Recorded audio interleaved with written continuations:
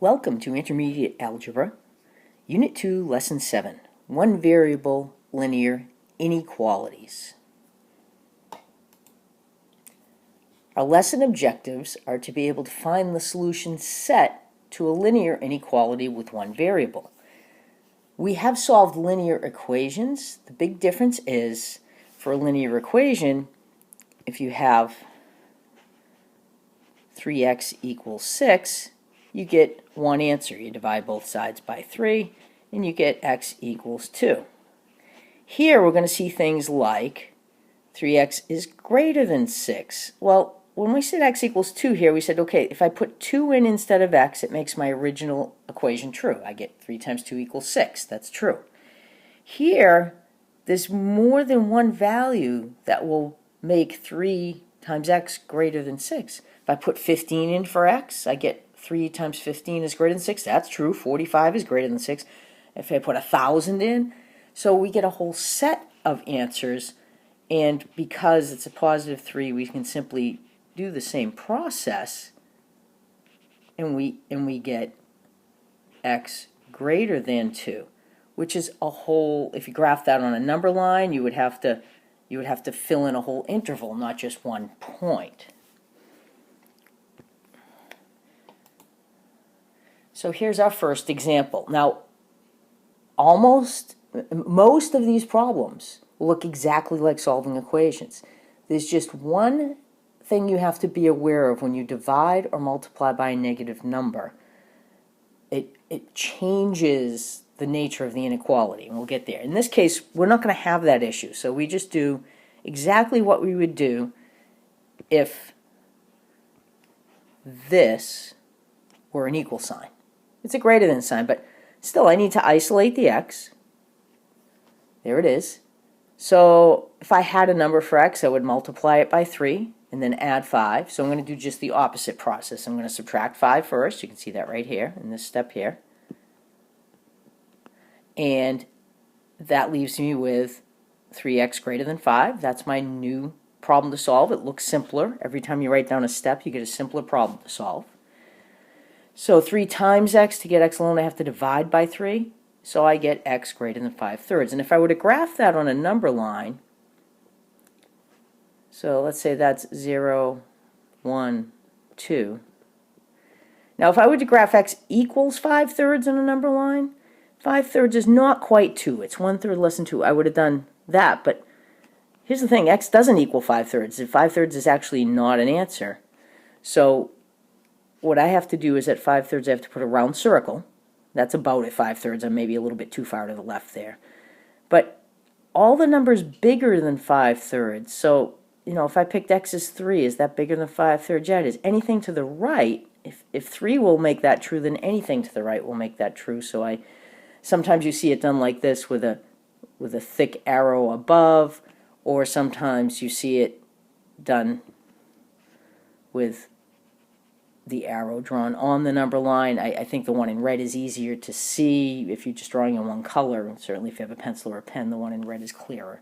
But that's how you would graph that solution set.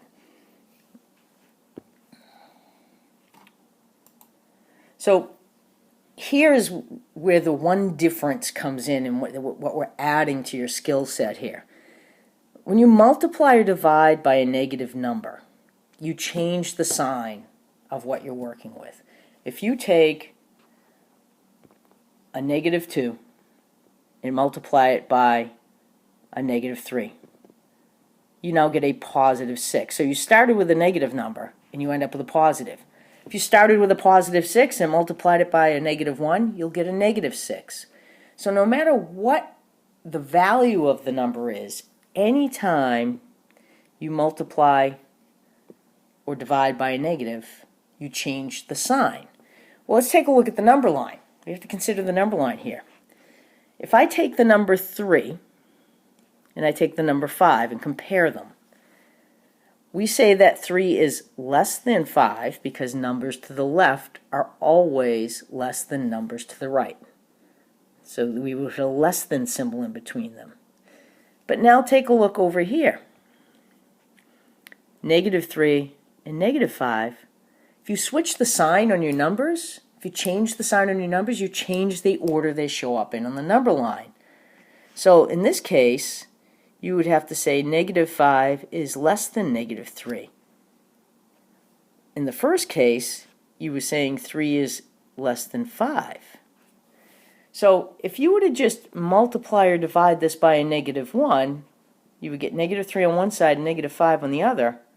But you have to point to the smaller one. -5 is the smaller one, so you need to switch the direction of this sign. So the next slide does that in a little more detail. So, and this is what I just explained here. -3 is not less than -5. So if you just divide both sides by a -1, and you don't change the direction of the sign,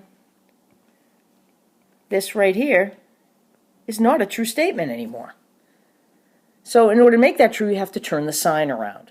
Anytime you multiply or divide by a negative number, you have to change the direction of the sign, because whether you multiply or whether you divide, it doesn't matter.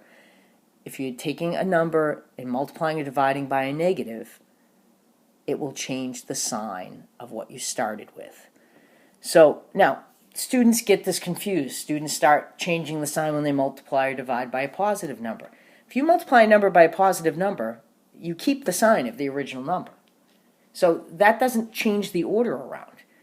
If you subtract, so if I did 3 minus 2, instead of 3 times a -2, what if I just subtracted 2, not multiply? So I start at 3, so I have 3 less than 5. So I subtract 2 from both sides. I want to see if this is still true. Well, I get a 1, and I get, sorry, that should not be a less than sign there, and I get a 3. Is 1 still less than 3?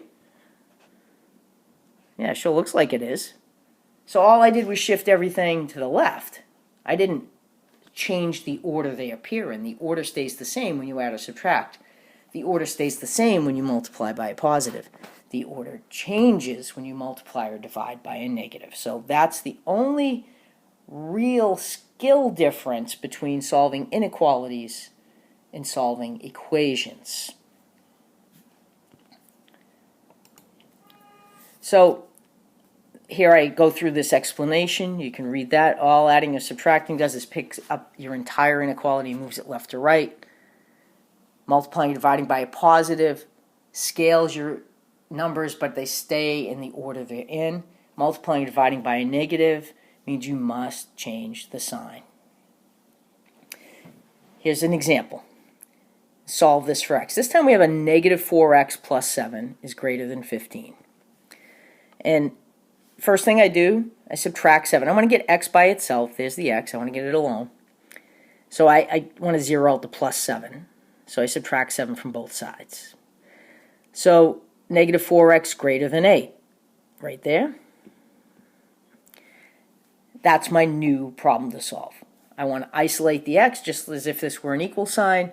I divide by a -4. Now the fact that I'm dividing by a negative means I have to turn this sign around.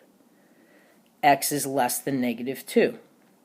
So that's my solution set. All x is less than -2. If I asked to draw that on a number line, it's a less than, not a less than, or equal to, so there's -1, -2.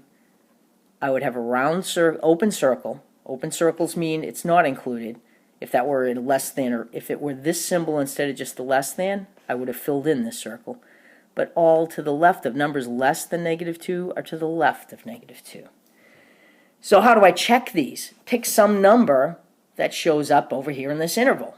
Is -3 is less than -2, so that should make my original statement true.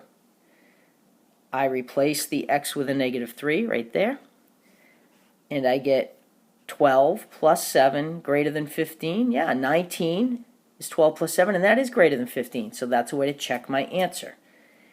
If I hadn't switched my sign, my answer would have been x greater than -2, and I would pick some number greater than -2, say -1, and this would have come out to be 4 plus 7, which is 11, and that's not greater than 15. It would come out to be false.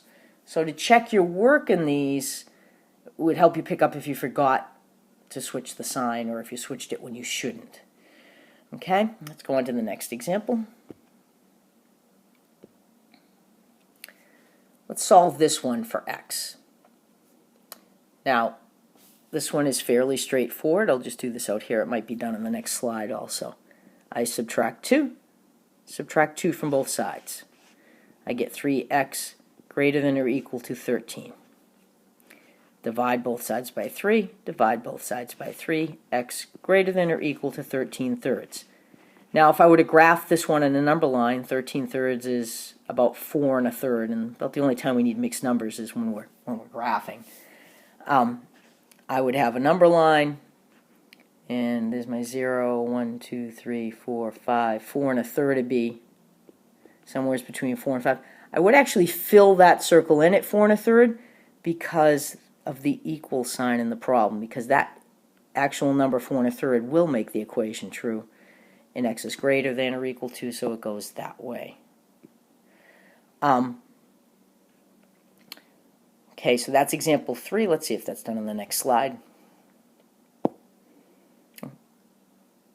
Okay, it is done on the next slide, but I did that out for you already.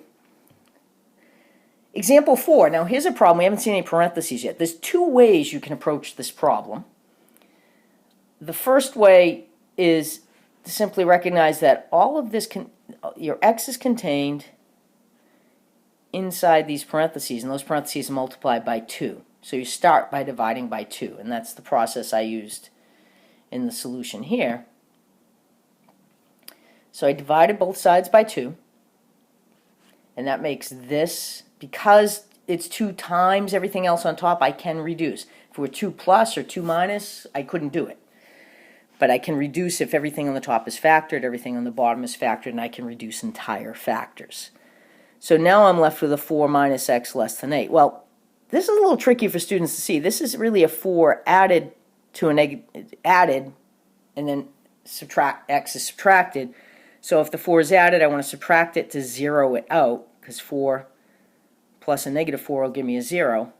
That leaves me a negative x. Now, if the opposite of x is less than 4, if I divide both sides by a negative 1,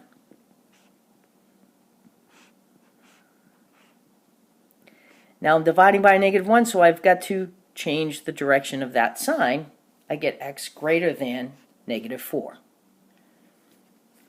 I could also have distributed and gotten 8 times negative 2x, subtracted 8 from both sides, divided both sides by negative 2, and I would have gotten the same answer. So you can do that one either way.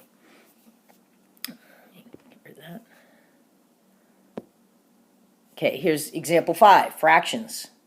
We can handle fractions here just like we handled them in equations. We can clear them first. You don't like fractions, so we get rid of them because it's an equation or an inequality, because I have 2 sides and can keep some balance. I can deal with this 4 by multiplying each term on both sides by a 4. And what that accomplishes is when I multiply this term by 4, I reduce the fraction. So I get an x plus 20 is greater than negative 88, because that's a multiplying by 4. This looks much simpler. Now I subtract 20, I subtract 20, I get x greater than negative 108. When you add 2 negatives, you get something that's more negative. So when you add signs that are the same, you keep the sign. When you add signs that are different, you use the sign of the bigger number in your answer.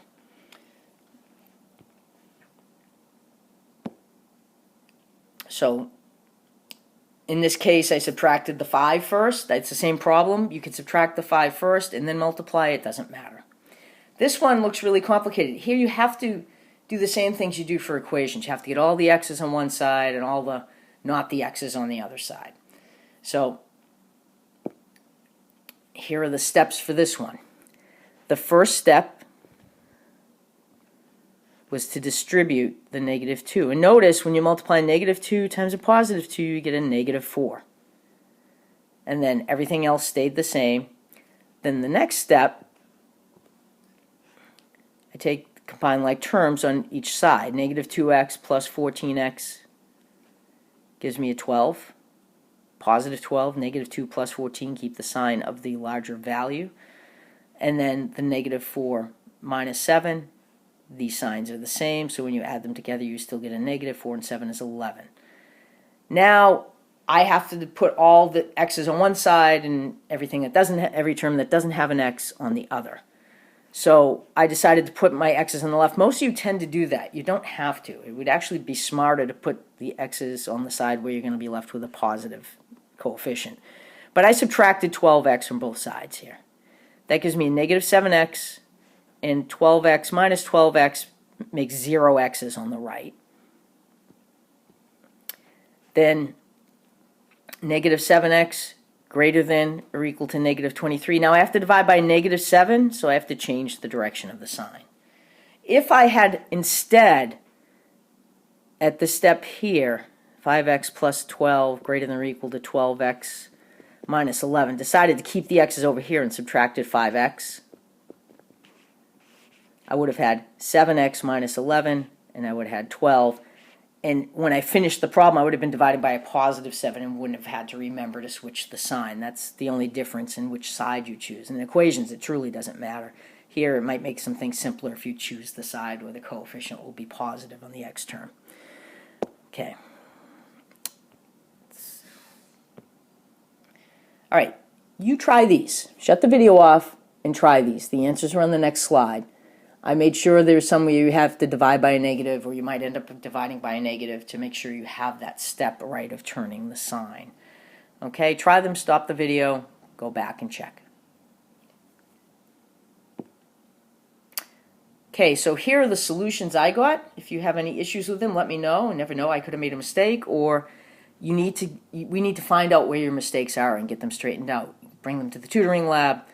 Bring more practice to the tutoring lab. You need to get the skill solid. So check your answers, and if they're not correct, please don't just let it go. Either find your mistake or get help finding your mistake, and we'll try a couple more, and we can see how you do. So email me if you have an issue with this. All right, that's it for this edition of Math Teacher to Go for Intermediate Algebra, and we'll see you next time.